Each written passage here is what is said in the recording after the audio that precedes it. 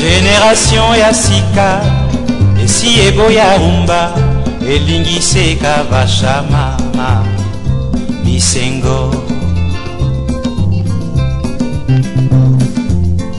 biso tobinaki cha-cha-cha mambo tango na bolero bana ya mbula oyo mama se caneton à l'aisement caneton malainement caneton à l'aisement caneton malainement.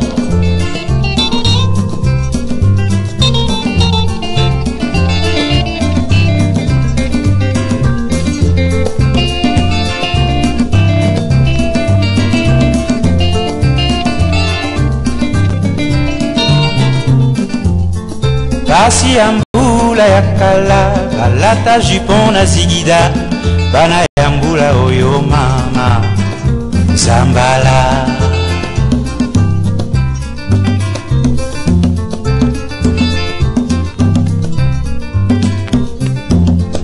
buka buka mapeka buka buka loketo bisengo ya bilenge mama okonyonyo.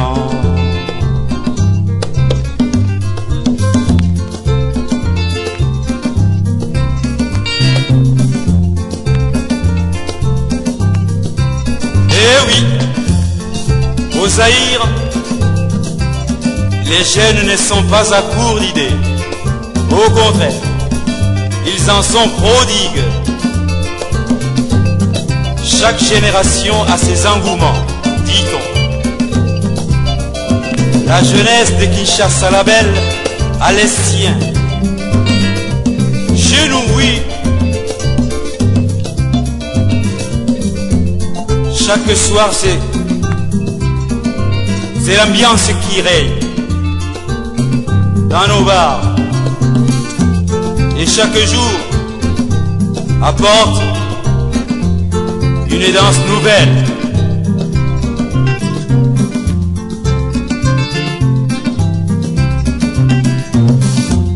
On danse Moko Nyonyo.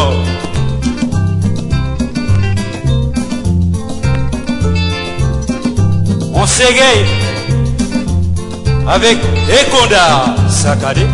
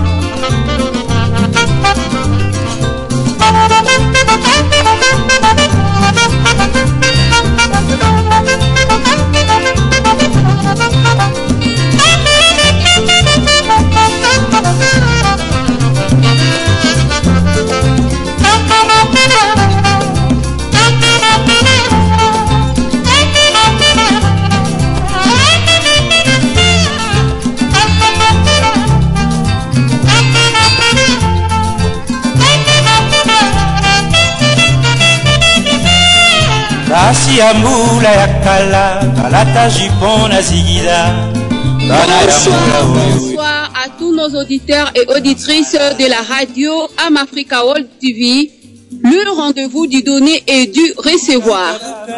Au micro, votre Néline Néloche, dans votre émission Masolo Yabassi où les femmes en parlent. Toute l'équipe Amafrica vous souhaite une très bonne détente. Sachez que vous êtes chez vous, car cet espace a été créé spécialement pour vous, dans le souci de l'éveil de la conscience qui peut mener à une réparation. Bonsoir tout le monde. Je salue Mama Feza. Bonsoir à toi Mama Feza. Bonsoir à Shababa.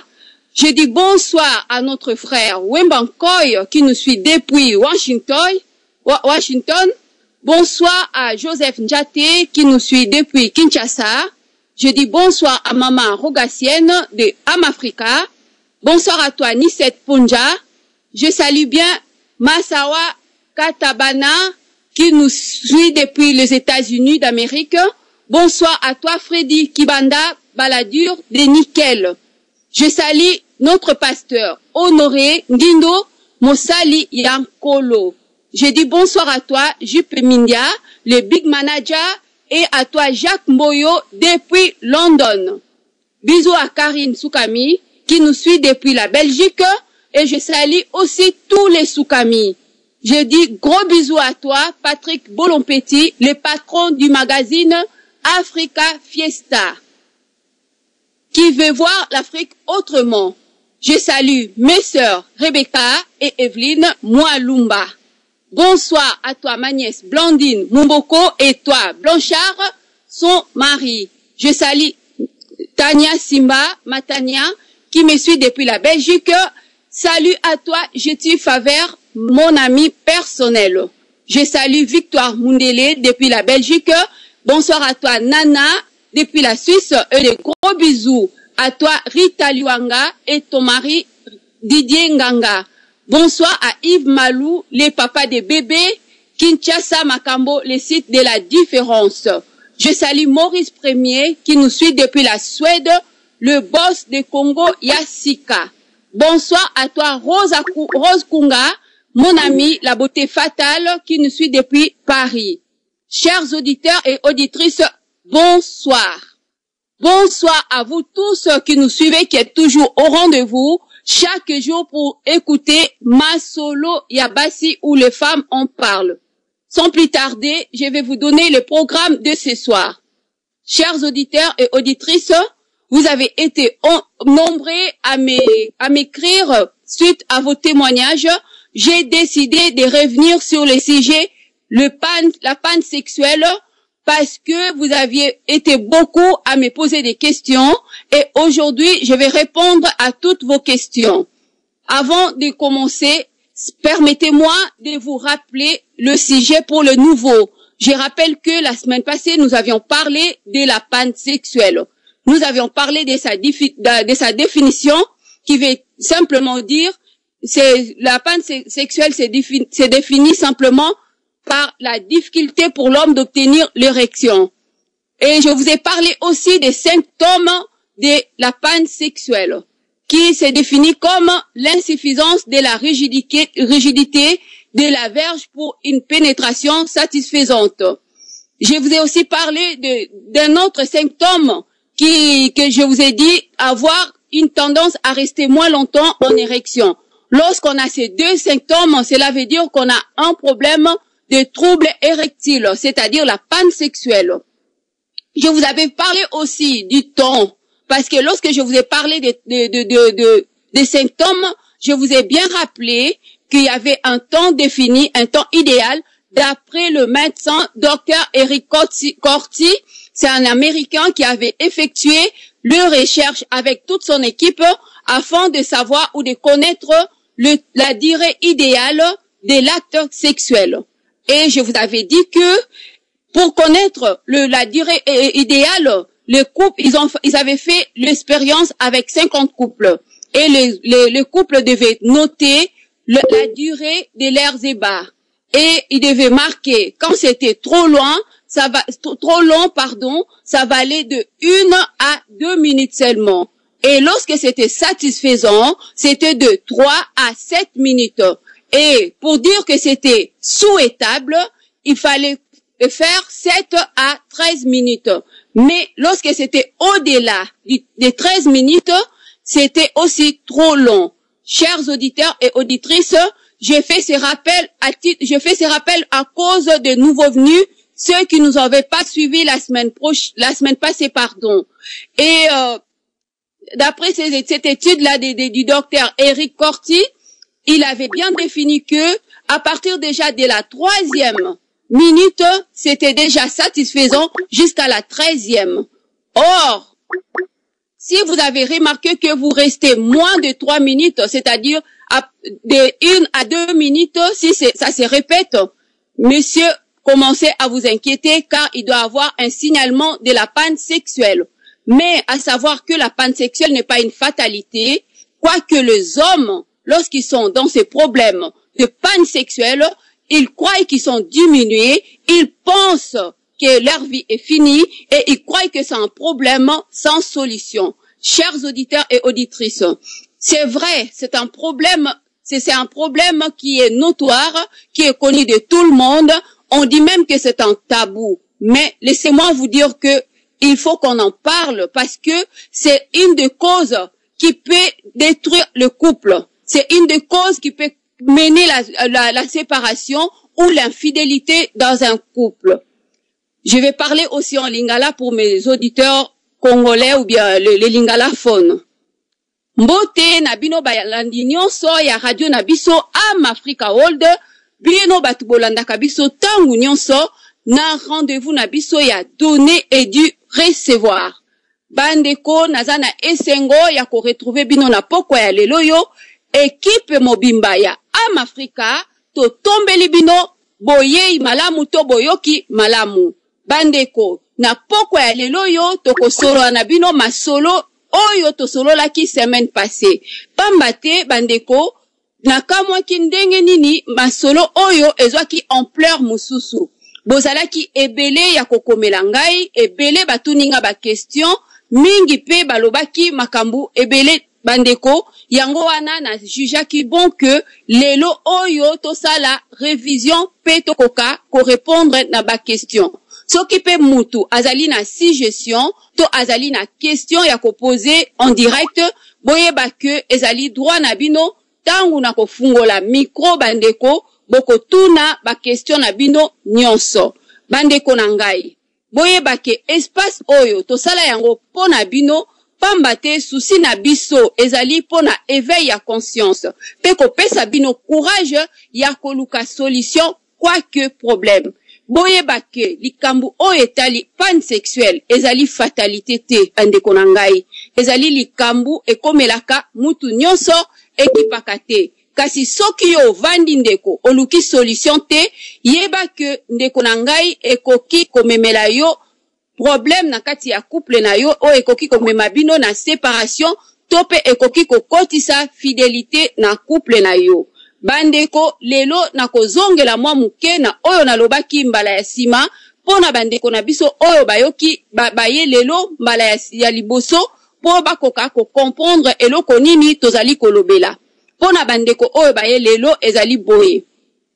Semaine passée tolobela ki panne sexuelle oyo ezali ko définir comme tangu mwana mobali aza kokoka ko ozwa penza érection ko telemate ndenge koki bandeko na ngai. Tope misisa ya nzoto na ye makila eza ko tinda bien na misisa ya nzoto na ye ya mibali te aza kokoka ko telemate bandeko. Na talisa kibino ba symptômes mibale oyo ekoki kolakisa ke mutu akomi na problème ya panne sexuelle. Donc ezalaki ya liboso tangu mwana mobali nzoto na ye ya mibali eza kokoka kokoma makasi te ndenge ekoki po akoka kosala pénétration. Nalobaki lisusu ke soki omoni ozali ko umela te na érection ndeko ekoki pe kozala signalement ya problème ya panne sexuelle. Bandeko na yebisaki bino d'après médecin moko américain na kombo ya docteur Eric Curtis. Docteur wana asalaki étude na équipe na ye mobimba pona kotala durée idéale ya rapport sexuel. Alors ba définisaki yango basalaki yango ensemble na ba couple 50 couple pona koyeba durée idéale. Soki ezali mokuse mingi ngonga mokuse mingi ezali entre 1 à 2 minutes kaka bandeko. Pona komona que ezali satisfaisant donc ezali normal, ezali bien à partir ya 3e minute déjà tina 7e minute. Or, soki ezali penda malamu koleka souhaitable ezali à partir ya 7e minute tina 13e minute. Bandeko soki pe okomi au-delà ya 13e minute ekomi trop. Ndenge balobaka trop c'est trop. Bandeko eloko nyonso tu ezalaka na limite na yango. Soki omoni mutu akomi pe kolekisa bangonga ebele mingi ndeko yo moko oyebi eloko nini oyo yo osali. Yango wana liboso ngai na poursuivre naza kosenga na mama na biso ya boboto oyo ya bolingo mama Feza na régie bolimbisa ngai nazana esengo tellement ya kotanga kombo na yepo mwasi oyo asalaka misala oyo mibali basalaka kaka ye moko aza kosala nyonso yangwana naza kosenga mama otindela biso mondule oyo nga na ponaki pona bandeko na biso pendant que bango bazali kozwa ba stylo na bango na ba feuille ya papier na bango bakoka ko noter makambu oyo bango bakozala nango comme ba question to ba suggestion. Excusez-moi de vous dire que je demande donc à la régie de nous envoyer, de nous balancer une chanson que nous avons prévue pour vous ce soir, pendant que vous allez chercher vos stylos et vos papiers, afin que vous pouvez noter, en même temps noter déjà vos questionnaires et aussi vos suggestions. À tout à l'heure. Merci beaucoup.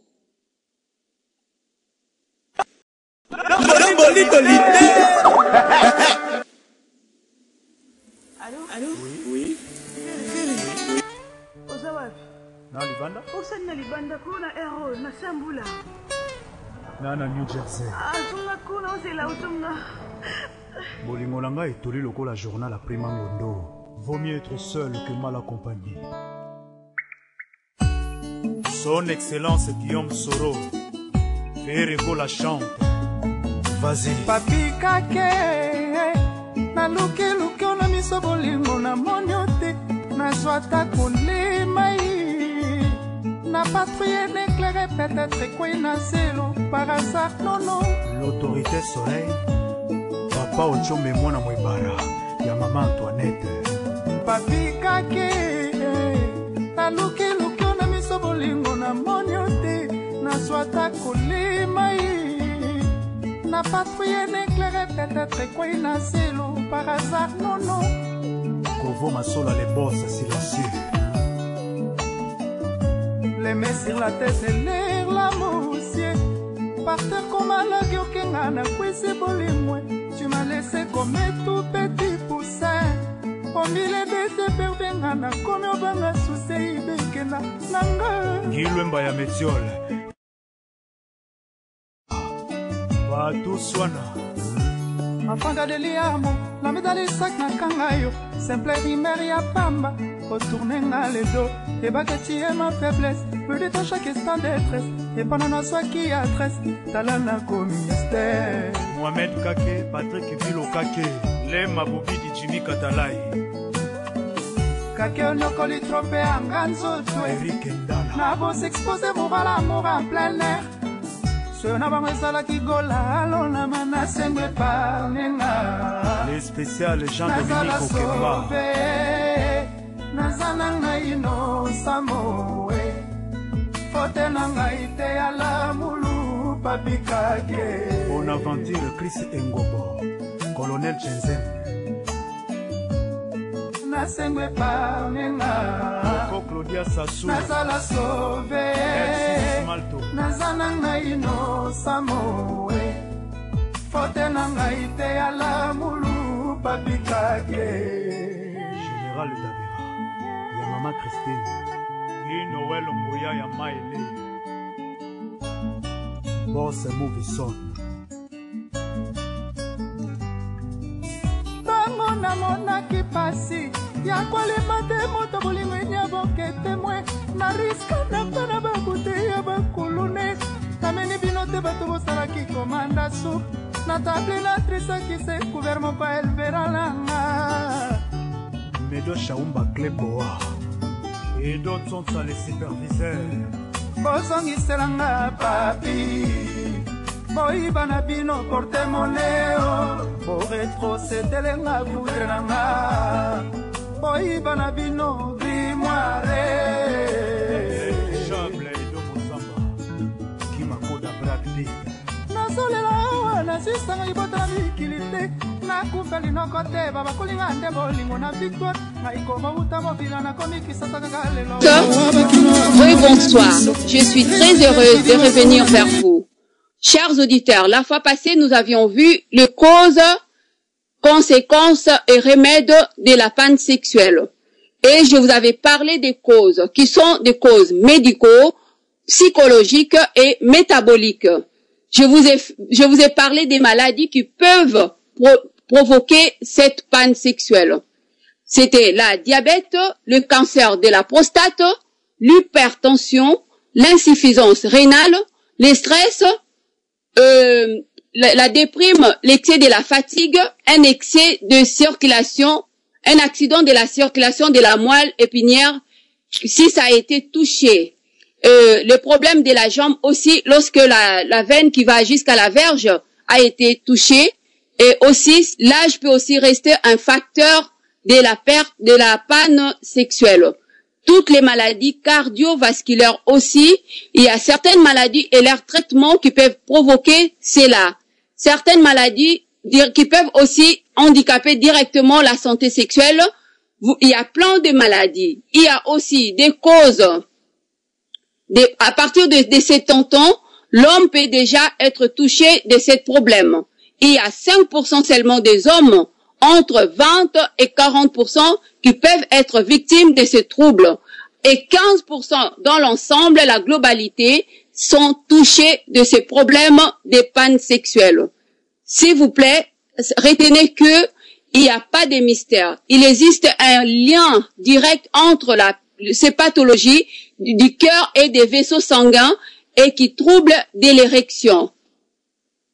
Chers auditeurs, sachez que l'insuffisance rénale peut aussi provoquer cette maladie, la peur de la femme ou la timidité. Il y a des hommes qui ont peur de la femme ou qui sont timides. Ils peuvent aussi rencontrer ces problèmes lorsqu'on a le stress. On a rencontré une jolie femme et qu'on a la peur d'échouer, et je vous jure que ça arrive. Et la perte de la confiance en soi peut aussi engendrer une panne sexuelle. L'excès de la masturbation aussi peut en être une cause.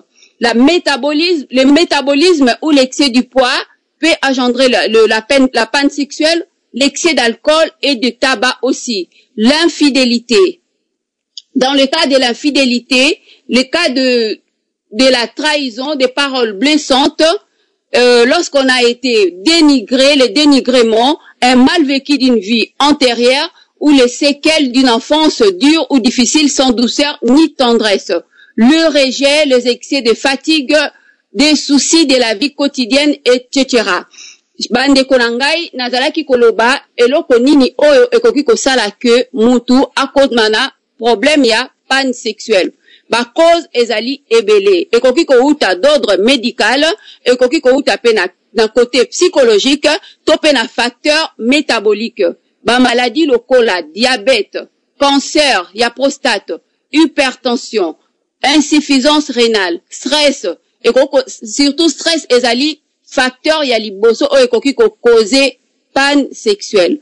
Déprime, excès à fatigue, accident ya circulation, soki moelle épinière ezalaki touché. Problème pe ya lokolo, soki veine o ekendaka tina nzoto ya mibali ezali touché, ekoki pe komema trouble érectile. Âge pe ezali facteur moko munene o ekoki komema, mais c'est à partir de 50 ans. Déjà na âge ya 50 ans, mwana mobali akoki kokoma na mwa ba souci, mais na 70 ans wana ezali sûr. Ba maladie mususu ya cardiovasculaire, ba maladie cardiovasculaire o ya circulation ya makila ekoki pe ko causer problème wana. Ba maladie mususu pe na ba traitement nango, ça dépend ya esika nini yango ezali, place nini yango ezwami, soki ezali na direction ya makila, place makila tambolaka, bandeko ekoki ko causer pe handicap na santé na yo sexuelle. Ba maladie mingi physique to mental pe ekoki ko provoquer diminution ya désir sexuel. Bandeko na ngai boyeba que à partir ya 70 ans to 70 ans, mobali akoki ko koma na problème wana, pe 5% ya bana mibali de 20 à 40 ans bazalaka pe ba victime ya ba trouble wana, pe à partir ya 15% ya mibali pe dans l'ensemble bakutanaka na likambo wana. Ezali problème moko ekoki ko komela mutu nyonso bandeko na ngai. Insuffisance rénale ndenge na lobaki, tope mwana mobali soki azali timide, tope azali na kobanga mwasi. Bana basi mususu bazalaka tellement que mobali atali eboye akoki te, azali tellement surexcité et koki komemela epe problème ya pansexuel. Kobanga ke mutu a fauté to a échoué wana ezali pe facteur munene o ememaka mutu na trouble érectile. Timidité pe ekoki ko provoquer yango. Et puis perte ya confiance. Tango mutu asa yebaki problème wana une fois, akoki pe ko anticiper angoisse et ko sala que a échoué. Perte ya confiance, soki mutu azali suna confiance te aza ko banga et ko provoquer yango. Excès ya masturbation bandeko ekoki ko provoquer pe eloko wana po mutu asi amesani kozwa plaisir na lolenge wana et kozala pasi po akoka kozwa plaisir autrement akozala na beaucoup de difficultés po na kozwa plaisir epai ya mwasi. Métabolisme oyo tobengaka excès du poids bandeko, likambu ya excès du poids oyo okokuta ngo na ba problème nyonso yango wana bandeko na ngai. Tosala attention na excès du poids, excès ya alcool pe, to pe excès ya cigarette ya tabac. Bandeko ekoki komema pe pansexuel. Nalobaki pe po na ba cause psychologique. Mususu ekoki ko uta na infidélité soit ya mwasi to ya mobali ya moko ya ba partenaire. Ekoki pe ko uta na maloba ya mabe bandeko, ba maloba ya mabe, ba parole moko blessante to injurieuse. Kofinga wane etikalaka pe etikalaka na mutu akokoka te kozwa érection ndenge esengi. Likambu pe ya trahison, mutu oyo ba trahisa ye abomba yango na motema akoki kozwa problème wana. Dénigrement to mal vécu ya vie na yo passé na bomwana na yo o rencontraka problème moko boye to pe ozalaki déçu na vie na yo o bomba ba pasi wana ekoki ko provoquer yo pe ba pansexuel. Séquelle ya vie na yo pe passé nyonso ndenge na uti koloba tout à l'heure soki mutu ayebaki tendresse te ayebaki douceur te ayebaki kaka rejet ekoki pe ko provoquer pansexuel plus tard eza makambo oyo ekoko komela mutu plus tard. Excès ya fatigue bandeko ezali pe une de cause ya pansexuel. Souci ya vie ya mikolo nyonso tozalaka nango facture biloko kilikili et provokaka pe pansexuel. Chers auditeurs et auditrices, sans plus tarder, je vais continuer avec les conséquences en général.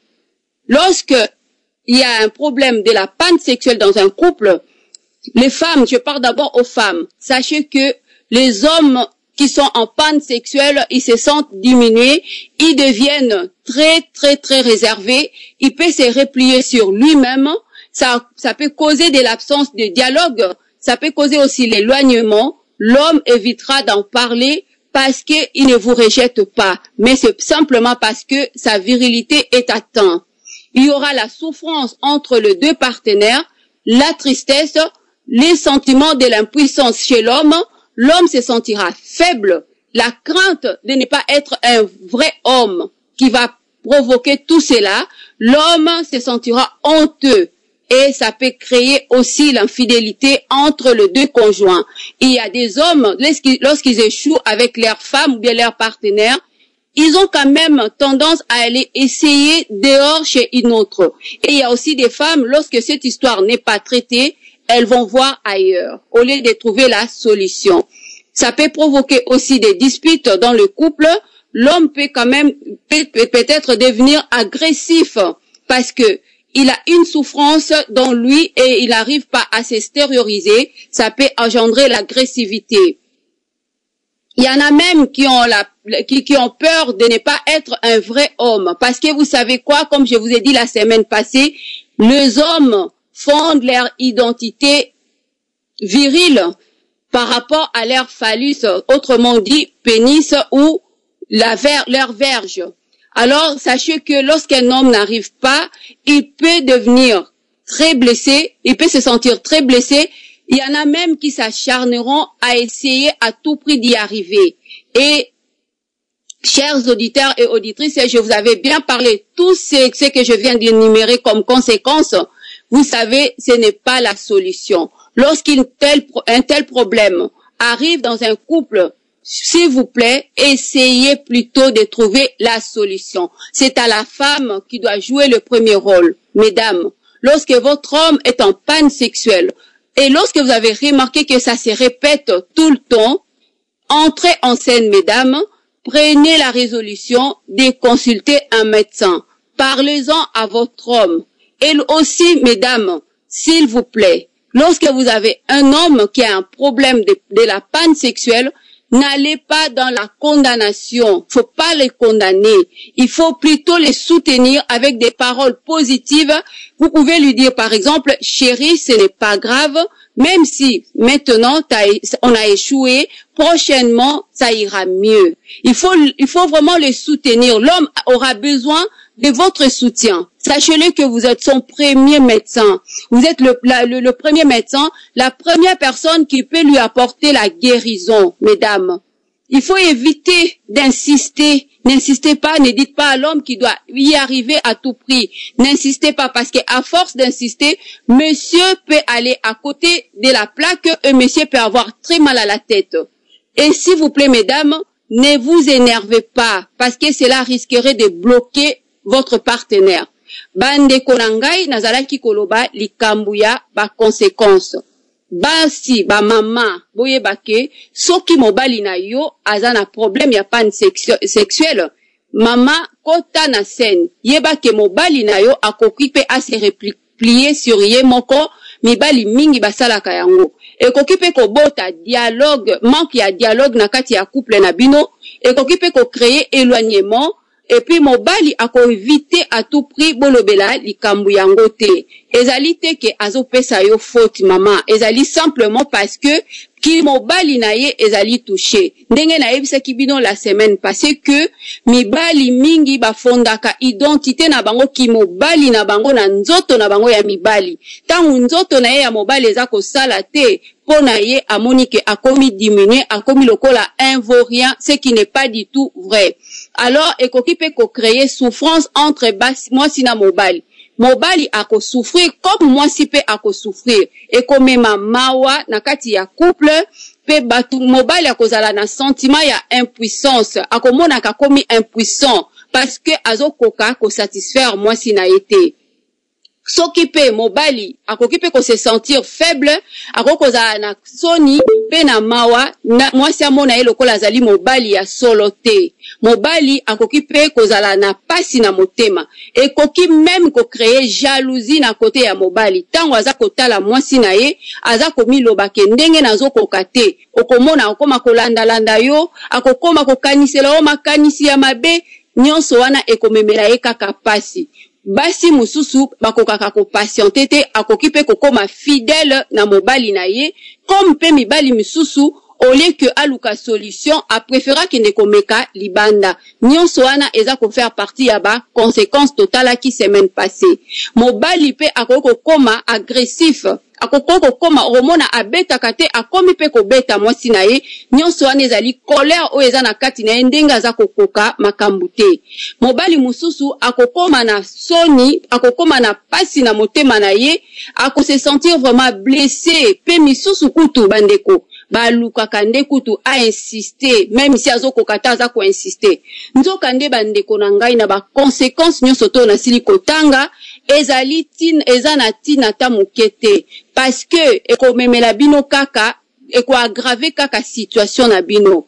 Yangwana bandeko na ngai to sala très attention. Soki likambu ya boye ekomi mutu ya liboso, il faut azwa responsabilité en main. Ezali mama yonde kota na scène ndeko na ngai banda kolobela ye maloba ya kitoko, banda ko rassurer ye yebisa eke papa eza gravité ate simbite sikoyo mbala sima eko simba kaka, yebisa ye ke mbala mususu pe ozalaki pe kosala malamu lelo ate simbite, ce n'est pas grave. Ndeko ya mwasi zwa responsabilité, yondo ozali médecin ya liboso ya mobali na yo, parce que avant boke ne komona ba médecin yonde kota na scène, yonde muto koki ko bikisa mobali na yo. Pa mama éviter surtout ba reproche, parce que tangu yo za ko reprocher papa akoki amikanga akoma soni akoma mawa. Bandeko na ngai boye bako jouer rôle wana malamu ba mama. pamba te mabala mingi ekufa pona boye bandeko na ngai naza ko insister soki naza ko sala émission oyo ezali te pona lingi batu bayoka ngai parce que nazali mwasi nayebi problème oyo très bien pe mabala mingi ekufa likolo ya likambu oyo bandeko na ngai pe likambu ya infidélité to pe ya ba divorce ndenge nauti koloba tout à l'heure eutaka na likambu oyo bien que ezali tabou batu mingi balingaka kolobela yango te na kosenga na régie batela biso mwa nzembo poto koka ko continuer po natik la pe bandeko tant ya ko poser ba question na bango pena ko répondre na ba question mususu oyo batu na kingai. Merci.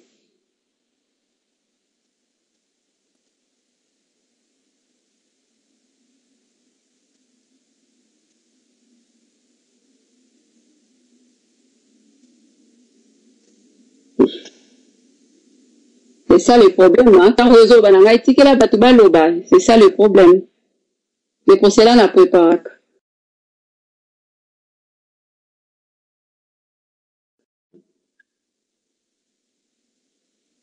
Anga na kanse ko kanga ki micro na yo feza.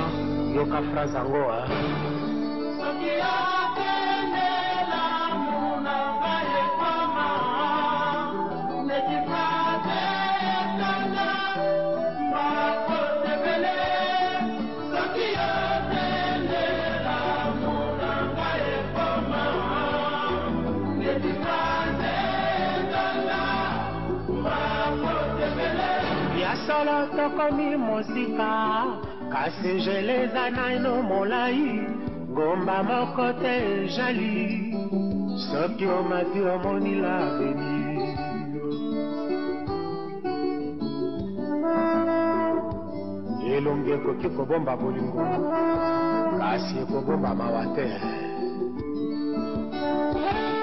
libanga ata ezali kitoko ekoki koleka diama ya defo na valeur te oyo babotaki yo na liki ozalaki na mposa ya libele ya mama te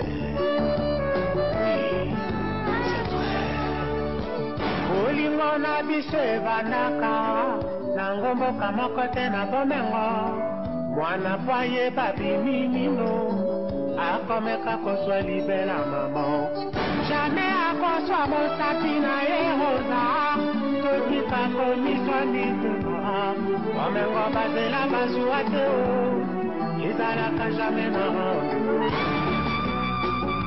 lokuta ya mbongo etindaka moto akanisa ete liwa ezali se mpo na babola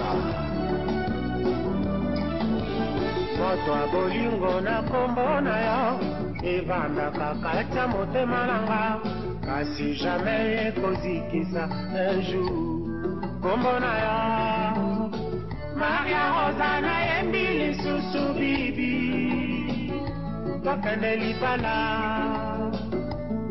malembe malembe mama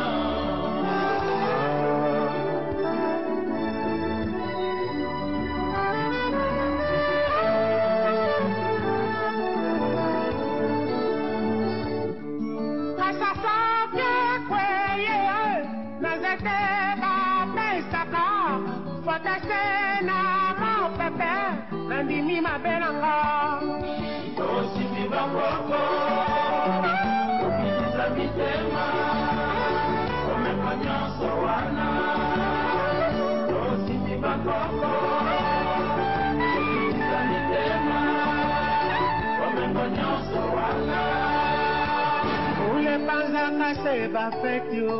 Kasi wenze te mukarame ata bafingi tokota ta wenze tovanda tane betomperi mula moke kokoliselanga ya makasi teba Maria Rosa ekoboma dunda na biso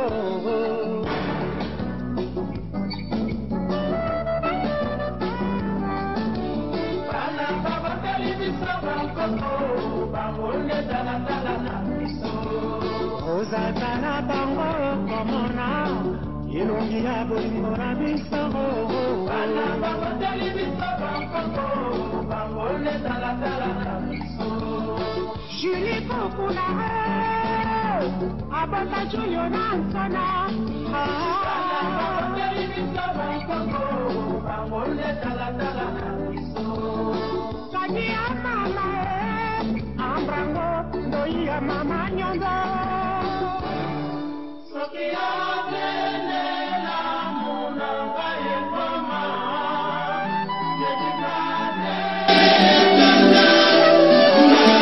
Bonsoir et bonsoir à tous nos auditeurs et auditrices qui nous suivent en ces moments. Excusez-moi pour ces désagréments parce que j'avais un petit peu des soucis par rapport à l'écoute avec la régie. Chers auditeurs et auditrices, je vous parlais de tout à l'heure des causes, conséquences et remèdes. Et j'aimerais bien finir par rapport à ce que j'avais commencé parce que j'ai fait la révision. J'ai fait la révision de ce que j'avais parlé la semaine passée. Pour ceux qui n'étaient pas là, ou pour notre frère Godet qui vient, Jacques Moyo qui vient de nous joindre à ce moment. Je parlais donc, là je vais continuer, lorsqu'on a, un homme a un problème de la panne sexuelle, il est souhaitable que la femme puisse trouver une solution. La solution est que la femme doit consulter soit un urologue, un andrologue ou bien un sexologue. Ce sont les trois spécialistes du sexe. Ou, s'il vous plaît, vous pouvez aussi consulter votre médecin généraliste parce qu'ils connaissent aussi ce problème. Je voulais parler aussi de l'importance d'une consultation en couple. Mesdames, c'est très important que vous souteniez votre mari ou votre partenaire lorsqu'il a ce genre de problème. Et c'est très important d'aller consulter à deux parce que le couple, ça se fait à deux. Et le rapport sexuel aussi, ça se passe à deux. Alors, mesdames, accompagnez vos hommes chez le sexologue ou andrologue, autrement un urologue ou les généralistes, afin que vous puissiez donner des explications claires. Parce que, vous savez, à ce moment-là, l'homme est perdu, l'homme ne sait plus quoi faire, il ne sait plus comment réagir. C'est pour cela, madame, votre présence sera nécessaire.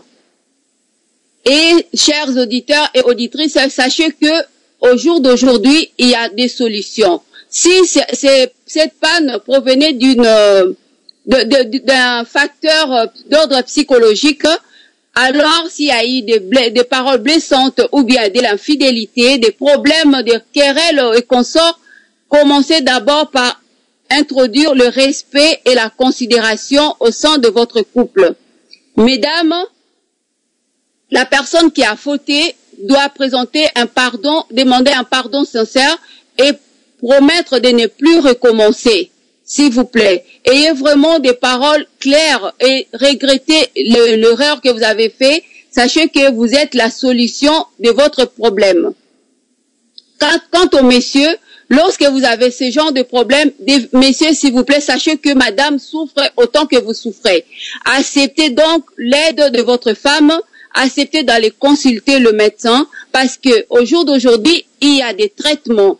Un thérapeute, vous pouvez voir un psychologue, un thérapeute ou bien des sexologues, andrologues ou urologues qui peuvent vous proposer des traitements.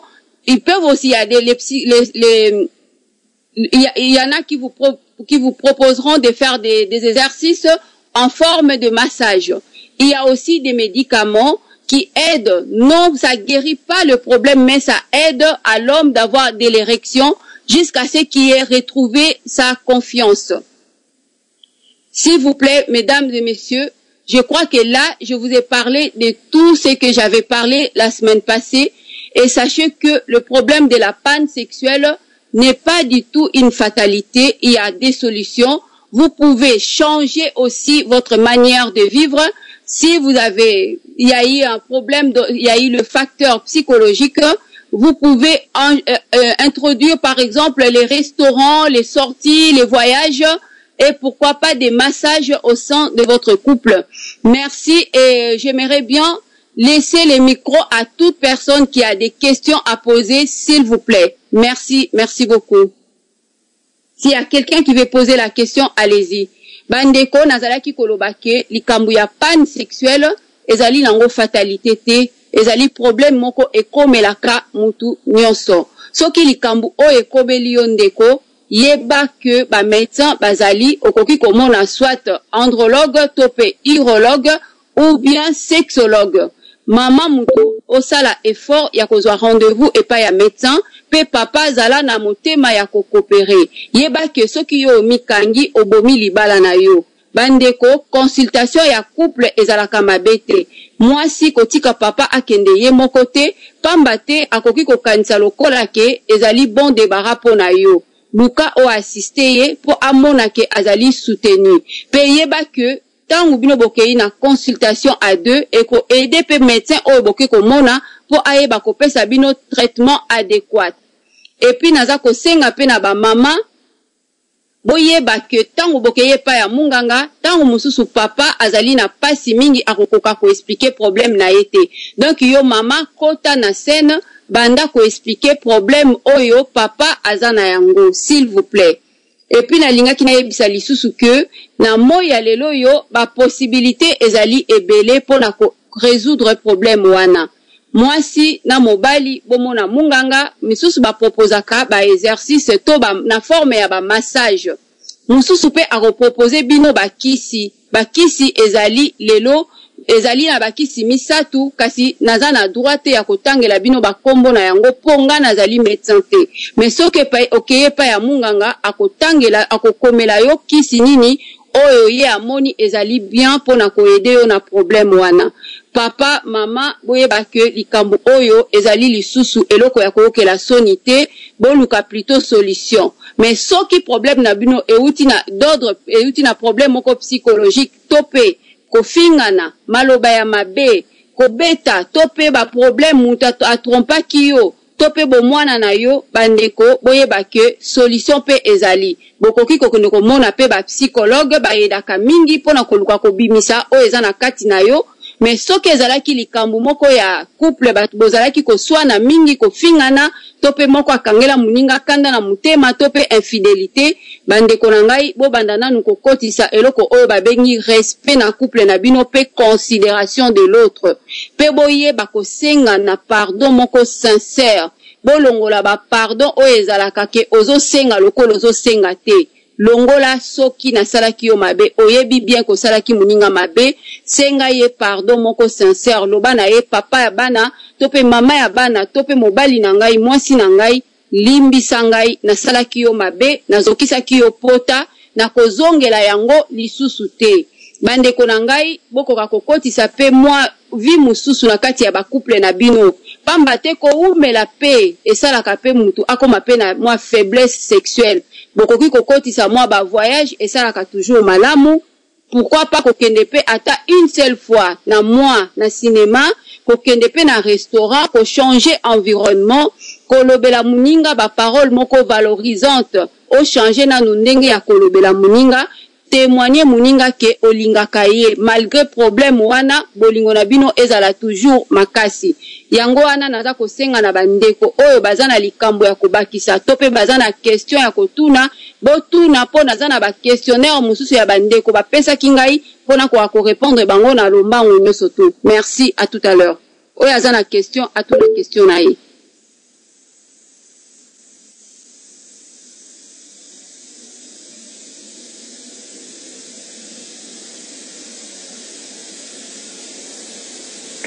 tope o azana likamba koloba soki ndeko na biso Jacques o auti kokota sikoyo soko ozana likambo ya koloba toza koyoka yo tope pasteur Honoré toza koyoka bino ba point de vue na bino tope mama Feza yo moko soko ozana likamba koloba naza koyoka bino pona koka ko continuer. Merci beaucoup.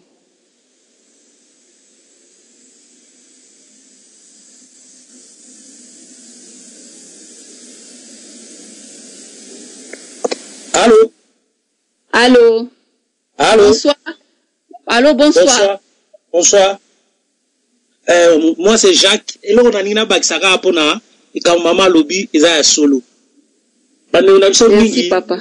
Ozobenga biso wapi, papa Jacques? Nazobenga parti à Londres. Merci beaucoup. Bonsoir, papa. Bonsoir. Et là, on a Nina Baksaka.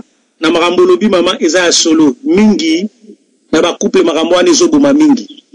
Mais, bande na biso baza ba soni belé. Po mundele a facilita nyoso. Oza droit ya Rolanda docteur Rolanda soin po ozala normal, mobali normalement. Ne biso mibali basala biso. Mobali na tongo soko lamuki, il faut se sentir mobali. Soki ezo sala te eza normal te. Parce que wana ndo koyeba koza mobali. Alors mingi bazanango bomba omona ta msusu ekomi na tongo azo sentir yango te. Mais azo kolinga kolanda soin te a se soigner. Pour nazo ba te yango zo mone bima bambe ba ebele na mabala na ba couple belé zali wana izo beba na makambo mobali faut ozo soin na yo il faut yeba soko lamuki na tongo lelo moni bongo te lobi su bongo te ndeko na nga telema kende ko luka médecin. Parce que normalement mobali so la mukina tongo ata mono ya mukeso talaka na bana mikeso ala mukina tongo so que osuba eloko aliboso ezaka nini faut mona keki mobali pe na yezo sala. Alors so sala te donc il faut luka médecin oyo ba kozwa traitement eza na mambo ko yoka soni te eza nzoto na yo eza yo donc ça couple na yo so yo ki soni mutu mota ko utana ndaku na ye kuna ya ko traiter alo bano non yo moko nano d'abord elo na ngana bakisaka yango po bandeko mingi ba yoka soni trop makambo mama elio zolo ba eza ya solo ba couple belezo kufana makambo eza mambo ya okosa te lobi mambo ya solo ndenge ezokende. Merci. Merci mingi papa na biso Jacques na azako benga biso depuis London papa na pesi yo merci pour na courage na yo déjà pamba te na koki ko bombela yo te ndeko na ngai l'air moko esalaka pe esengo omona que bandeko mususu bazali oyo bakoki koloba ouvertement. Soki biso toza kosala ba émission ya boye ezali te ke toza koluka mbongo to toza koluka ke boye ba biso ezali simplement parce que tolingi nde makambo oyo ya infidélité ndenge papa uti koloba esila nanu to luka ba solution de ko santé ezali moko santé basakana kanango te. En tout cas papa na pesi yo merci oyo bakisi na kanisa bandeko na yo mobile ya mibali bayoki yo pe bakoyeba kotelema pe kokende koluka solution. Soki ezali na ndeko mususu pe azana likamba koloba naza koyoka. Merci beaucoup. Merci à Zali Moufineko à Washington, naza kobenga parti ya États-Unis na précisément na État ya Washington na sepeli na émission oyo. Merci na Maman Nelly pona ko sala émission pe merci na Maman Feza bali ko coordonner makambo et puis na Amawol radio TV pona ko tia na disposition na biso émission oyo. Alors eloko na na question mais avant na ke na question na wuti koyoka ndeko Jacques na Londres auti koloba lobike esengeli to kwatina kolongola soni tango tozali koloba makambo oyo obie koyoka émission oyo. Mais nayoki na remarque nazo basoko moni bongo ngo tozo bate bongo ngo ezani. Donc on dira zolo banenge ya ko code eza malamu te faut koloba vraiment polele ndenge esengeli pambati ya lobike to kwatina kolongola soni. Mais na ebite tango azo code sodi eza ou bien sodi ezate wana ezalaki parenthèse. Alors question nanga siko ezali ki sikoyo bato na yo kala Kinshasa parce que tozalaki wana bato neti yo baliaka mu peshi ou bien kimyolongo ou bien nyokankao oyo mususuki koma bango ine wana soki babenga bakoma ngo ezebele na mwamba sikoyo bango sikoyo biloko ade salaka nango eloko te parce que ngana yebi te moni ngada zange expert te na yo kaka bato bazoloba alors yo nde koza kopesa biso mateya séminaire toza siko toyeba soki eza ndenge ni postant tokendaki tia so tomoni mpe bandeko baolia kaka o mupeshi tokaninga kopesa yango conseil ke oyo bakoki nani na kosala kati question yango wana. Merci papa na biso Wemba Nkoy ndenge na bengaka yo mon fils. Na bengaka yo mon fils pamba te ozalaka moko ya batu oyo bayeba valeur ya basi oyo alingaka ba mama pe apesaka ba mama respect. Na kanisa oyo lobi po na papa Jacques na kotikela ye parole mais na répondre nanu na likambo oyo tikotuna avant na bosana. Ba kombo wana opesi na seki po na yebi yango te mais il se pourrait que ezala ba Viagra na biso africain topé ba Cialis na biso bo excuser nga na tangi ba kombo normalement fallait na pesa te. Alors papa na ngai na koyebisa eloko moko biloko wana nyonso ezala oya biso kuna na Afrique ya banzete topé ezala ya koto mindele basali nyonso wana ezalaka pona kopesa mobali coup de pouce. Coup de pouce c'est-à-dire que akoka kozwa érection na ye satisfaisante. Mais bande konangai ndenge balobaka tout excès nuit. Elinko loba boye.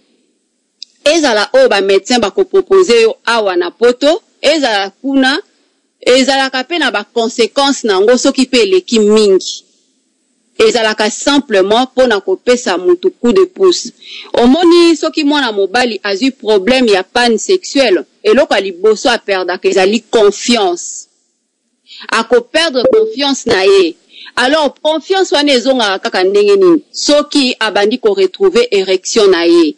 Ezala bakisi oboyo kaka o Viagra o Cialis o soki ba o tangi wana nyonso tu ezalaka pona kopesa mutu coup de pouce à répondre érection na ye. Yango wana basengaka mingi obandi na dose ndenge bakomela kiyo okomona médecin okoma kokitisa yo dose muke ti mukolo mususu pe okomelango lisusu te pona nini o retrouver érection na yo dès que ezali coup de pouce et daka mais kolekisa ndendelo pete parce que tout excès nuit ndenge baloba na kanisa réponse nazaki nango ya kopesa yo yango wana papa ezala oyo mundela sali ezala oyo euti ne pas na biso na Afrique eza na onka kepesaka effet moko pona nini ko stimuler érection ya mutu eloko na kwa ekoloba yangwana mais avec le temps il faut ko banda kotika yango muke o reprendre na nous confiance po mobali nyonso to asepela katango azomona que aza na érection mais muke kotika yango na kanisa na répondre yo na kwa ko répondre mais soki ezape na mutu mususu alingi kotoba alobi me na kopesa na parole na ndeko na biso Jacques kokima te ezala wana Jacques Mboyo yoza mwana mungala olobaka polele me na mwa nini tala kaka nga na koka vraiment ba nini te mais tango ozoloba bato ba comprendre po papa na biso Wemba Nkoy alobi ke a comprendre yo penza bien te et pourtant yo po lobi bien en tant que mwana mobali soko koyi kozonga ndeko na biso Jacques o répondre papa Wemba Nkoy. Na pesi parole na papa Jacques. Oui. Merci maman pour na pesa nga parole. Elo denga lo baka pour na répondre pour na ndeko na biso papa Wemba. Omoni omela kisi.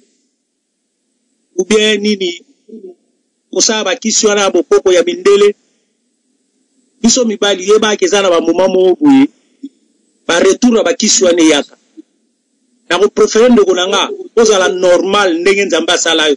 Que ce soit ça 7, 8 à 13 minutes. Oya normal. On nzamba sala yo e koza mieux parce que na ficha na dona fitir. Soko zo mela biloko wana. Oko na ba âge mo bozo ko kanosu makambo parce que o utilisa kintoto na yo na bibela. Alors conseil na opesa yo o mela no biloko wana te. Soko yé akombo bien olonga ni na yo bien mwasi akomona yo ke oza na makasi take côté musu c'est mieux garder na ozala ndengo na po be baté na fitir oyo le logo sala bongo ozo se pensa me yo zo nyokwama ozo souffrir lobi nango sor wana yo moto ozwango ye te alors il faut zala kaka na kimobilisite na ndenge oza bazoloba ya ndenge akodipa ye na ndenge akeba makambo mosusu eza makambo eza ebele oyo ezobebisa biso tokoma boye eza mpe na bamisala eza mpe na banzela ebele me bimelamela nde te yo mona moto ameli eloko wana ti akomi na ba 60 ans azosaka amoka mpo amelaka banzete non donc biloko olobi wana eza nango bato bautilize yango mais tala fitir nango ficha nango eza nini eza na sens moto ya kombela yango kende no normal na kimobalite na yo ndenge oza normal wana ozano bien ata 8 ata 7 minutes po eza bongo eza pena ya normal conseil na opesa nde bimelamela te wana ma jamais merci azonti parole pa mama Neli Mama Neli apozwa parole na nga na bakisa bo nga na melaka na nga mupeshi te na melaka na nga kakao te na liane biloko wana eza na Afrique eza na États-Unis awo eza te nga o na melaka eza kaka potopoto masango na kwake yango nde na melaka banyoka nkawa ata bolo bakomelaka ko te bato bakokataka na melaka ko kotoyo ata makamna na Facebook abi otala bomeli ya nyoka nkawa ye wana nga melaka potopoto masango bien kwake bien se potopoto semoule c'est tout. Papa, est-ce que vous avez un secret moko ya kwake na potopoto masango wana opesa pe bandeko na yo? Wana eza émission mobimba bakosilisa lelo te lelo ya mokolo ya mama Neli asala émission nani okomelanga kasi comme ça na koyeba kopesa na bandeko mosusu soki oza na secret eza pe mabe te koyeba kokabela baninga oyo yo oza nango tozali but ezali yango wana papa. Merci mingi. J'espère que papa Wemba Nkoy ozwi réponse de papa Jacques ozwi réponse papa Wemba Nkoy ya ebisio alobi ke ye amelaka na ye biloko wana te bozo kamwisanga bino nyonso bandeko na ngai ezala ta kisi oyo ya malaria bayebisaka biso omeli osali cure sima otiki okoki kodepase dose te papa ndeko na ngai Jacques wana yo zoloba po tango mususu yo oza na chance wana ekomeli yo te yango wana ozoloba ketikala bongo mais muto akomi déjà na problème. Je pense que ce qui médecin akomeli ye kisi amela pour un temps aza na intérêt à komela mais atikala nango nde ya libela te oza pe na raison ya koloba ke basi mususu bakoma ko utiliser mibali bamelelaka bango biloko wana et puis plus tard tango mobali wana nzoto na ye kobeba mwasi wana akokima ye to pe aokende koluka lisusu mususu oyo akomelisa lisusu bakisi wana bimelamela oza na raison ke eza bien te médecin akomeli yo te kokende ka akomela te mpo na baperformance ça sert à rien malamu munganga nde ayebisa yo mpo okomaki na problème neti muto azobela na ye grippe te na moni te pourquoi okende komela kisi ya grippe bandeko na ngai malamu soki okomi na ba symptômes ya grippe nde okomela kisi me okomela ngo pe vina yo mobimba te ka po osepelisa kisi okomela yango na ngonga moko boye soki ba symptômes wana esili okotika kisi wana toyebi yango biso nyonso ezala ba oya biso bozotanga ba mupeshi wana banini naza na respect parce que nga na koyebisa bino une chose. Sachez-le que na mboka na biso biloko wana bozokela soni ezali biloko moko naturel et lelo yo mundele asali recours na makamu na biso na biloko na biso ya naturel donc to sekaka ngo te parce que parfois biso ba africain tolingi ko minimiser biloko na biso moko et pourtant biloko na biso ezalaka bio ezali naturel mais soko oza na problème te ndeko komela yango te s'il vous plaît soki nde problème ekomi luka solution mela sala traitement na yo soki ezali ezosenga kisi te ezali problème oyo ekutaneli yo na couple na yo mpo na suite ya conflit médecin munene ezali kaka partenaire na yo oyo ozalaka na ye bokozwa solution soki eza na ndeko mosusu aza na likambo akobakisa abakisa sino na répondre na baquestion oyo bapozaki ngai na ndenge ya Facebook.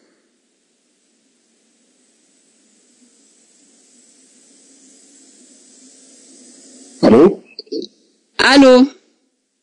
C'est Papa Honoré en Suède. Bonsoir, Papa Honoré. Bonsoir, Maman Neli. Nga na miyo kubakisa boy mama. Omoni la kisi nyonso oyo batolobi ke kisi to boye. Moto abikaka so ali malade ebalaka liboso na makanisi moko. Pense na moto nde ebikisaka moto.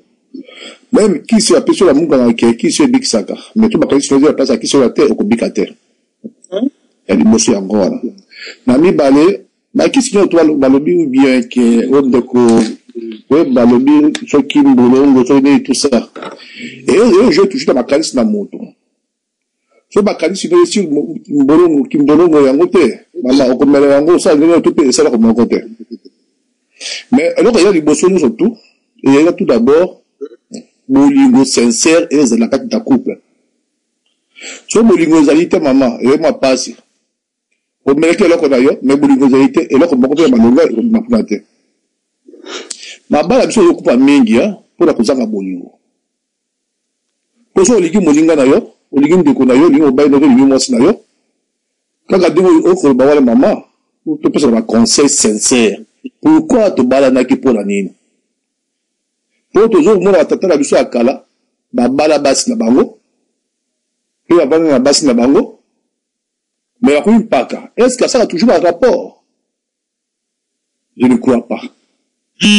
Si chacun de nous, vous savez pourquoi alingaki moi si naye, moi ça bien pourquoi alingaki mon bail naye. Mais ceux qui voulaient mon bail naye fatigué. Maloba a béni liloba.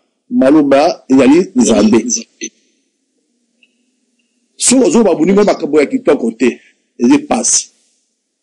To bi ala kata mikira poto Amérique to ya Europe awa, buntu asalaka. So mutaki osala mosala uti alembi, azuli na ndako e fatigué. Ako kata bukete. Ako kate. Mais ozo ko intoxiqué ko ba na yo ba kamo ko zaki na kati na ye. Oli ko so ino moral mo ba de kitoko parce que bloko juste tout la partie morale. Moto d'abord il faut se préparer d'abord avant que va kuta na liboso. So on se préparer te mama ils moi pas si bien. Ils allaient pas si bien. Donc lelo basi ebele bandoko ya basi. Yo bala ki pour la nini. So mo baye na yo alembi. To alembi zoto le kodini. Obi pourquoi te? Tantôt yo après ka bakaboko ya mabe. E bakaboso bakaba mabe yeba epa na yo wana otikaka yango te. Et ozozo se bala bakaboko ya mabe. Obe sikoyo akobi sikoyo kole balanzo to na ye. Yo ko biko seka yo ko biko na ndele mo ka pichoki. Ngomba ya libanda wana. Abelo Viagra ça abelo nyoso tout ozo se pas pour bali wana. Bido ba mama ya ndako. Oligi biso mba peto bela ka Viagra to ya kati na ndako. To zo kabina valeur mingi ke ozo ba mama na biso. Mais so bi mbala abela mwasi de Viagra. Atel beto yoka bela nyoso tout ke o ba mwasi ndumba. Mwasi ndumba yo kuluka mbongo. Mais yo kuluka mbongo pa ko bela yo te. Oya ki libala.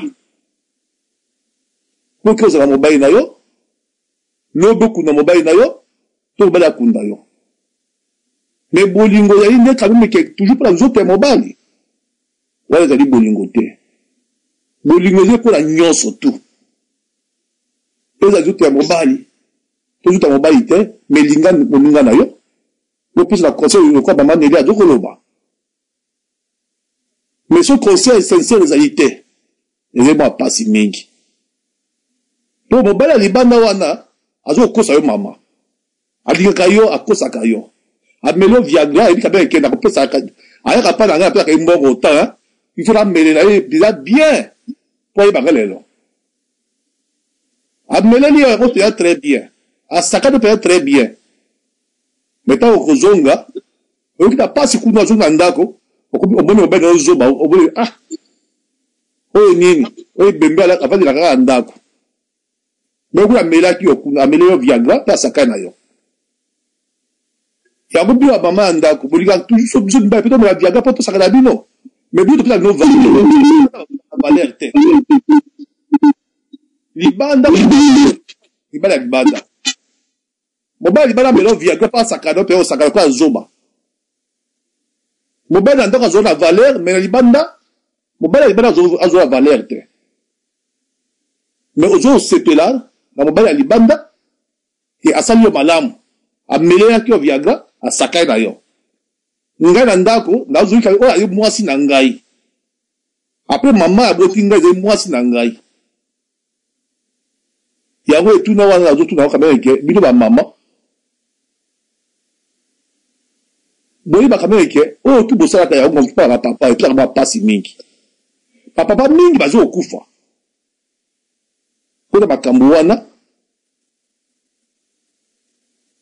ozoyoka mobali na yo esenga motema te mobali komi na susi efinalité estress ekoti makasi kati na ye avc ebati ekona yango oyo mobali ayoki kokufa kufa ya mobali ozokolia bukufa ya mobali oke yo tozo otala ya lingwa ya mobali na yo ezali yo ya liboso tobalanaka te mpona kaka pusa nzoto te tobalanaka mpona makambo nyonso baconseil ya kitoko makambo tu ya kitoko voilà moi question na ngai atuli yango mpona bamama eloko edi balinga mpenza au juste oyo mibali adango asala bango parce que motu to abelaka soki ngai abeli lelo yo okimi ngai mais libala yango ye mpona nini voilà mama Nelly etuna na ngai na susi na ngai yango wana merci papa Honoré merci mingi na maloba oyo lobi ezali très touchant ba mama boyoki bino moko ndenge ndeko na biso papa Honoré alobi aza koloba yango vraiment na sincérité nyonso pe etuta mitema ya moko na biso tokoka kobongisa ba mama nakosa bino te navandi kimia question oyo papa uti kotuna biso nani akopesa ye réponse ba mama na ngai maloba oyo papa uti koloba toyoka yango eza kaka te ke mama Nelly nda loba to pe mama Feza loba po boyoka tolobaki bien que awa ezali esika oyo topesaka pe tozwaka oyo bapapa na biso babakisi na pokwa ya lelo oyo et interpeller conscience ya moko na biso papa alobi bien que soki bango balingaka kombelela bino ba viagra te ezali pona respect boza ba chevaux te boza ba punda te ba mama bapesaka bino nde respect mama tangu yozolanda mobali oyo ya libanda azomelela yo biloko wana sans que médecin akomela ye kaka po a impressionné yo mama yeba que azopesa yo respecté pe soko otiki mobali no na ndaku oke kovanda na ye okoyeba vrai face na ye ba mama okomona mutu azalaki performant oyo akomaki koleka même temps idéal oyo médecin na biso Eric Cortis aloba akomi kokene na ba 20e 30e minute yo lobi oyo pena mobali ya solo nzoka nde aza na secret na ye ba mama na ngai toza kobondela yo mama oyebi ke osalaka yango biso toyebi yo te toza pe na tina ya kosambisa pe yo te toza pe ba juge ya mutu te tozali awa nde mpona kose souder le coude ndenge balobaka topesa na ba conseil ba mama ba papa toyeba ke bolingo eleki nyonso ndenge papa Honoré alobi tolingana na bolingo ya solo sexualité esalaka partie ya couple bongo sikoyo soki moninga tombe malade nautaki kotanga nombre ya bamaladi wana nyonso eze ebele ba mama na ngai soki lelo moninga akomi na diabete eke lelo yo nzoto na ye ya mibali ezosala te okotika ye okende koluka bisengo place mosusu me nazongi lisusu epai ya bapapa po miki mpe bino pele ya moko mpe bobebisaka bapapa na ngai oyebi kokomi na problème wana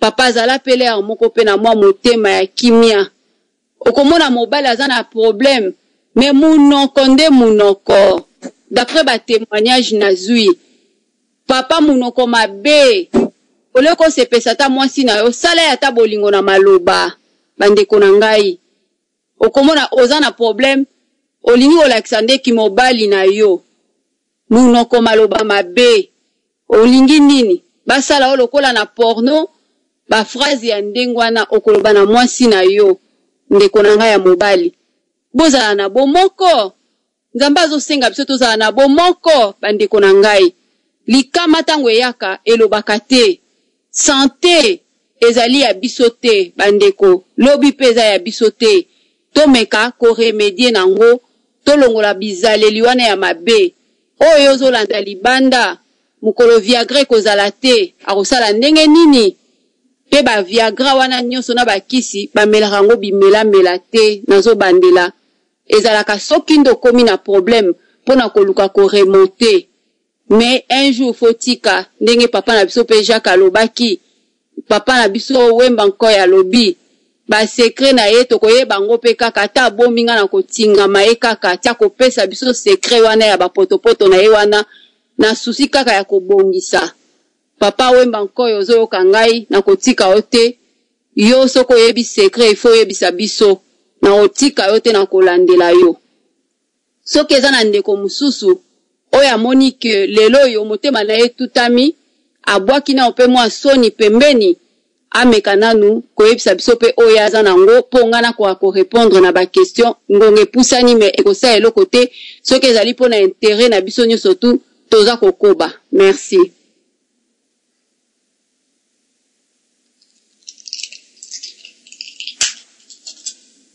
Soki mama Feza pe aza na likamba koloba na biso toza koyoka ye mpo toyebi ke mama Feza azalaka mpe na baide ya kitoko.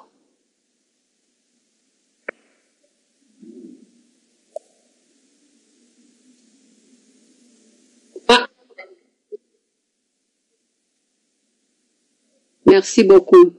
Alors, naza na question ya ndeko moko atuna kinga depuis les États-Unis d'Amérique identité na etali mutute. Ndeko wana atuna kinga boye. Alobi ye asukaka na 4e minute.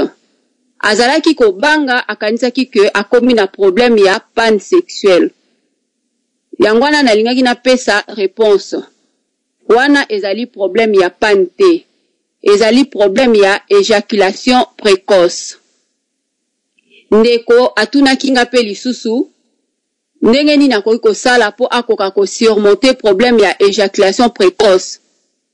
Éjaculation précoce bino surtout boyebi yango elingi koloba tangu mutu aza kokoka ko se retenir te c'est que pression emati makasi okomona akokoka te il faut akoka ko éjaculer tout. Alors nasala ki ba recherche bandeko na ngai nayebi ke ebele bazolandanga ata bolobi te boyebi problème oyo. Mwana mobali nyonso tu oyo moni ke oza na problème ya parce que na éjaculation précoce na panne sexuelle et c'est complétaka. Mutu soka aza na panne sexuelle et yango ke produire nini éjaculation précoce. Donc akokoka ko umela te. Musu ezali pression c'est que leki makasi.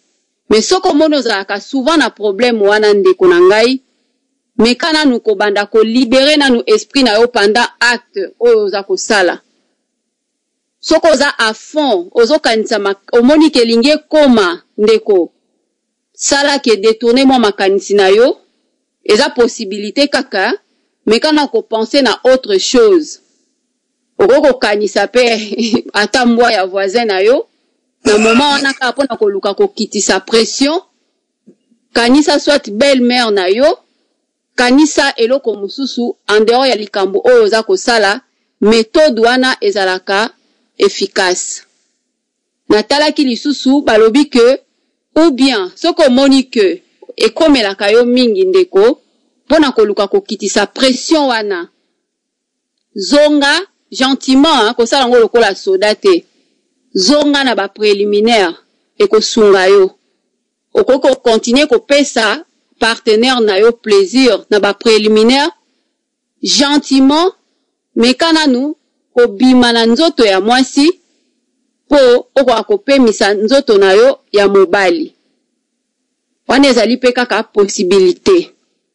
Troisième possibilité na mnazwaki ezali que okoki pe kosala exercice ya respiration pona ko retarder besoin ya ko éjaculer ndenge biso basi to salaka respirer. Yango pe ekitisaka to retardaka besoin wana. Quatrième proposition ezali, soki omoni kozaka na problème wana mwa mingi ndeko, tango bandi ko sentir pression, mekana nu okoka ko changer position. Changement ya position ekitisaka pe pression. Cinquième solution ezali que na moment où oza ko sentir que pression bandi ko mata ndeko, okoki kosala ngo tout gentiment, obimi na nzoto ya mama, opresse na gland, boyebi gland place ya liboso wana, omeki ko finalement muketi oko sentir que pression ekiti. Yango pe ezali possibilité pona ko diminuer pression pona osala éjaculation précoce te. Soki pe omoni ke ozalaka à l'aise na partenaire na yo, pourquoi pas okoki ko faire participer yepe a aider yo pona ko presser, ole ke yo presser na gland na yo, yenda koki ko presser ti pression ne kokita, okomona okoumela bandeko na ngai. Eza ebele ba proposition eza ebele o ngana kokaki ko yebisa bino na pokwa lelo yo yango wana. Wana ezali pona ndeko oyo asengaki ngai pona problème ya éjaculation précoce. Ndeko mususu atunaki ngai question boye. Soki wana yali ndeko ya mwasi ayebisi ngai ke baza na problème wana, me mobali na ye alingaka te baluka solution. Le mobali na ye akoma ko rejeter faute epai na ye e atiaka gros dos. Sikoyo ye asala nini? Question mama wana tunaki. Mobali amikanga alingi kozwa solution te. Entre temps ye asala nini? Aza censé asala nini na moment wana? Na ebite soki papa yango oyo amikangi amilingaka penza. Ndenge na utai koloba na ebandeli bandeko ke ezali problème ekomelaka mutu nyonso. Likambu nyonso soki ozolobela ngo te, soki ozoko bimisa ngo boye te, ezwaka pouvoir sur biso. Yo yeboza na problème wana ndeko, eza fatalité te, eza pe fin du monde te. Siko soki yo komi bomba, komi kanga, olingi mwasi asala nini? Wana ezali valable pe pona bandeko mibali mususu o bakomaka kosala ndenge wana. Papa, coopérer, yeba ke mama aza ko souffrir, ndenge yo poza ko souffrir. Solution ya couple bazwaka ngo à deux. Pe oza na bonne nouvelle ke na moya lelo yo ba exercice ya ba physiothérapie ezali. Ba kisi pe ezali o ekoko pesa yo coup de main. Soki ezali problème moko psychologique, to pe alobela ko maloba ya mabe, o atrahisaka yo. Soki bolingo eza nanu na kati ya motema na opona ye. N'est-ce pas balobi na biso te que l'amour supporte, l'amour pardonne. Papa solo la na mama, yebisa ye likambu na yo, bo bongisa. Parce que okope ko bala mwana batute po o privaka ye. Yangwana naza ko senga na bandeko mibali nyonso to ba mikangaka balingi kozwa solution te. Pardon, boluka solution. Eza malamu pete. Wana oza kotinda moninga akende libanda, oza kotinda moninga akende kosala ba connerie. Nakanisa pona réponse ya mama wana yango wana soka aza koyoka nga na ngonga oyo to pe akoyoka rediffusion, je pense que akoyoka lisusu na ebandeli ndenge na lobaki aluka andrologue to pe sexologue to pe urologue azwa solution, azwa rendez-vous po bakende koluka solution ensemble na mobali na ye. Mobali mususu akomelaki ngai ndeko wana na kanisa avandi na France. Alobi na ngai boye. Alingaka kaka mwasi na ye ti lelo. Mais mwasi na ye atrompa ye. Yango esalaka ke akoma na ba trouble érectile. De akokaka lisusu te akoma bloqué. Atuni asala ndenge nini. Nakanisa ezali simple papa na ngai. Wana ezali facteur d'ordre psychologique.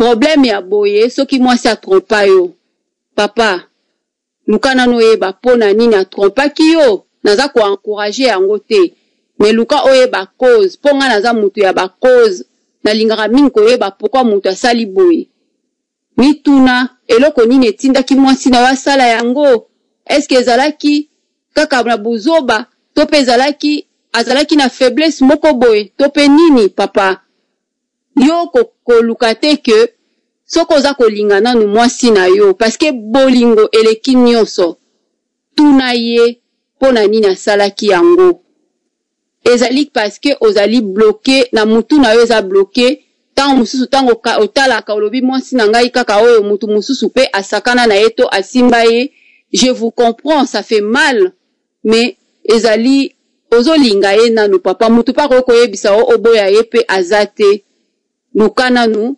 osolola na ye soki yebisa ye vraiment polele ya ke oyokaka pasi na motema na yo boyebi soki mutu asali yo mabe oyebisi ye pe na bamo simple oyebi ke likambo wana osalanga ezokisanga pota na motema na yo kaka pasi mingi nakosa bino te ekosala yo nanu yo moko mutu olobi bien moko parce que obimisi proa moko boye ke okende kokota na prison ya souffrance bandeko na ngai oyo ekokokoma pe lokola ekokokomela yo pe lokola poison mpona santé na yo mentale nalaki na proposition mususu eyelaki ngai boye oyo nazoloba mpona bacouple nyonso oyo bazokisana mitema basalana mabe baza na bacaractere tozali batu ekomi nanu trop tard te bosala lokola mwa jeu moko boye olusala opropose mwasi na yo to mobali na yo ah chérie analingi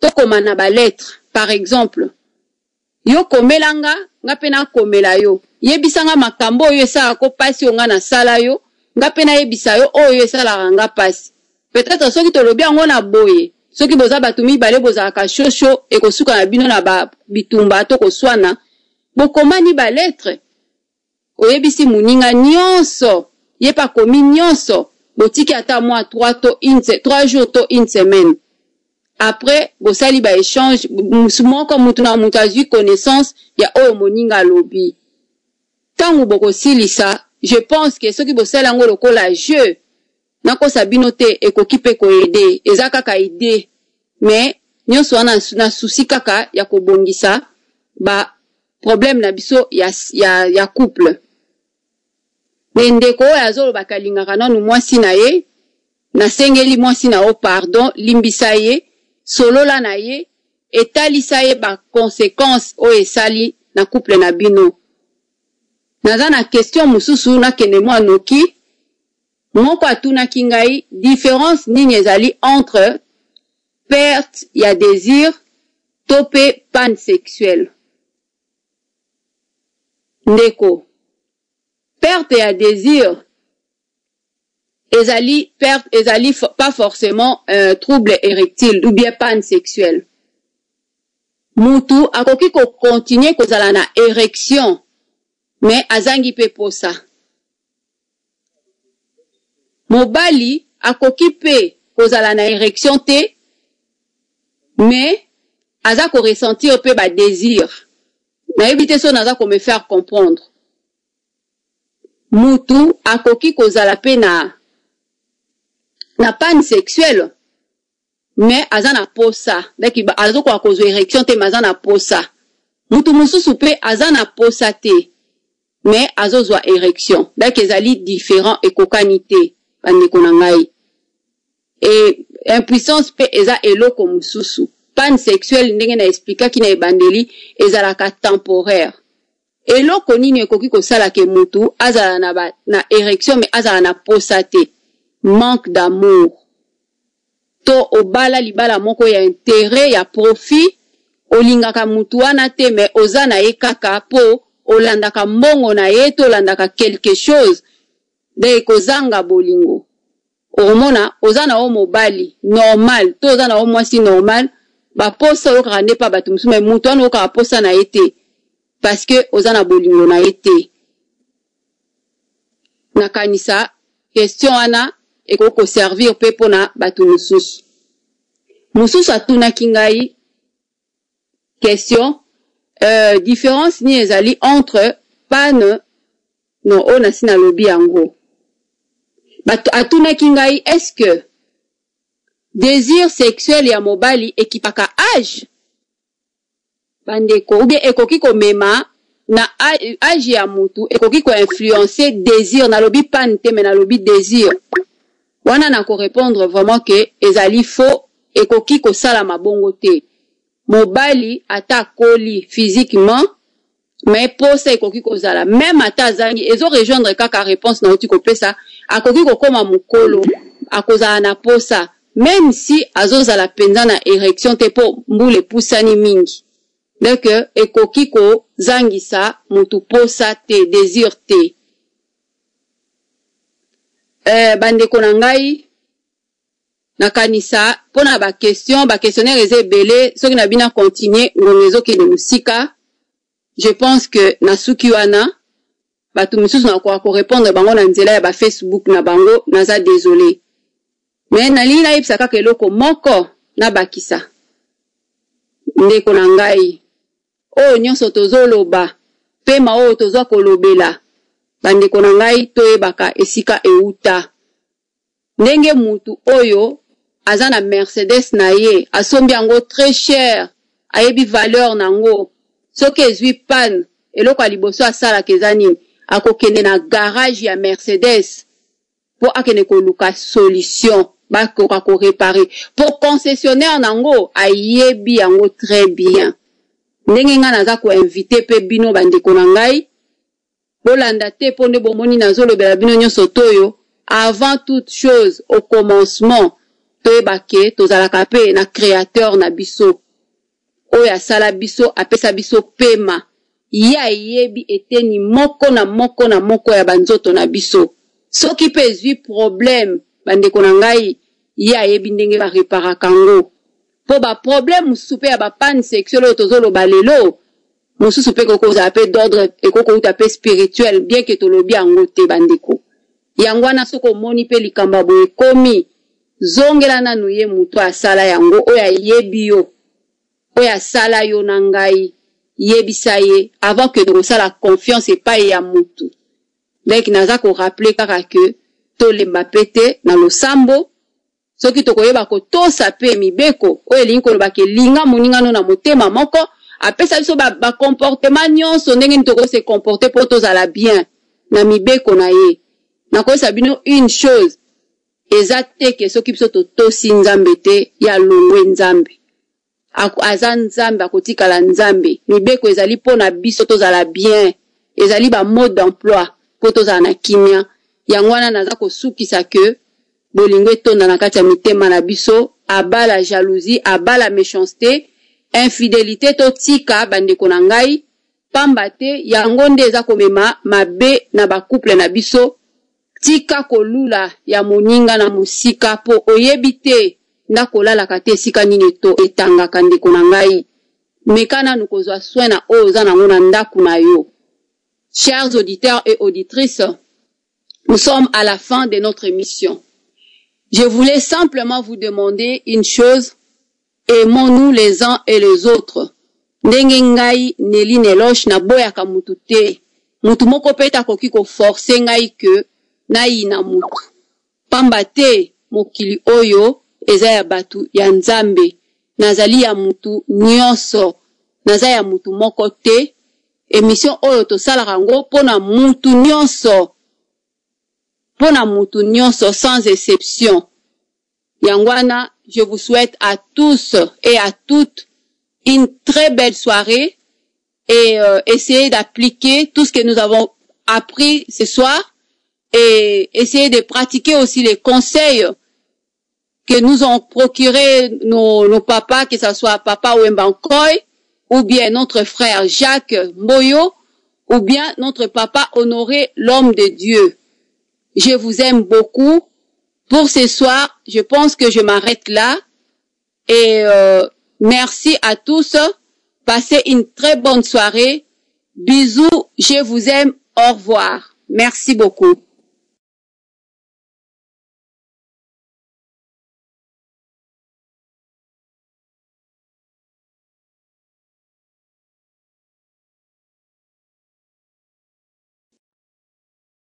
nayoki bokondane biso basi ya mabala mama mpona nini boye mama nayoki bokondane biso basi ya mabala mama mpona nini boye mama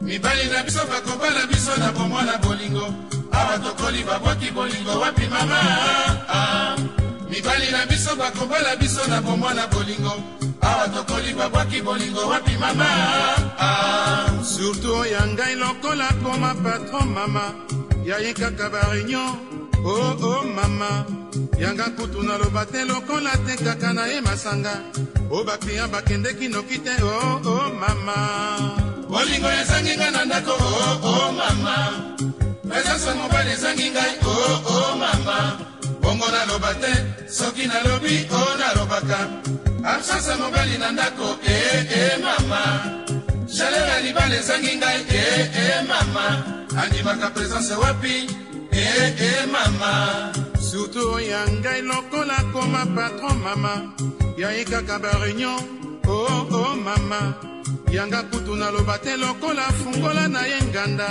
o bakliya bakendeki noki te oh mama bolingo ezangi ngai na ndako oh mama presence mobali ezangi ngai oh mama bongo naloba te soki nalobi nalobaka absence mobali na ndako mama chaleur ya libala ezangi ngai mama andimaka presence wapi mama nakamwendeko kamwa mama nazangi la moro mama nazali na nyonso mama mobali akima ngai mama mpona bamosusu ngai nazali nano kitoko epai na ye mama mobali na ngai papa mpona nini boye ndako na yo esali yo nini papa okomi evade ya ndako na yo mpona nini boye zonga tomonaka yo na bana ata na pokwa papa nakamweneko kamwa mama nazali la mono mama nazali na nyonso mama mobali akima ngai mama mpona bamosusu ngai nazali nano kitoko epai na ye mama mobali na ngai papa mpona nini boye nakoma mwasi ya bavideo na televizio merci na foto otikela ngai na prefere na mwana mobimba na yo mama munwe nakamweneko kamwa mama nazali la moro mama nazali na nyonso mama mobali akima ngai mama mpona bamosusu ngai nazali nano kitoko epai na ye mama mobali na ngai papa mpona nini boye epe ya pana na boteli yo okiminga mpo libumu ekomi akordeyon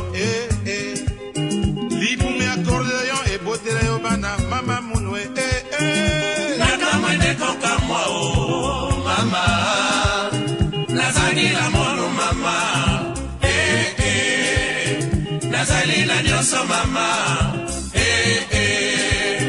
mobali akima ngai mama mpona bamosusu ngai nazali nano kitoko epai na ye mama mobali na ngai papa mpona nini boye okei kokotela mwasi ya sang de libandi isengo ya bilenge mama okonyonyo ekonda agwaya washa washa Fiona Fiona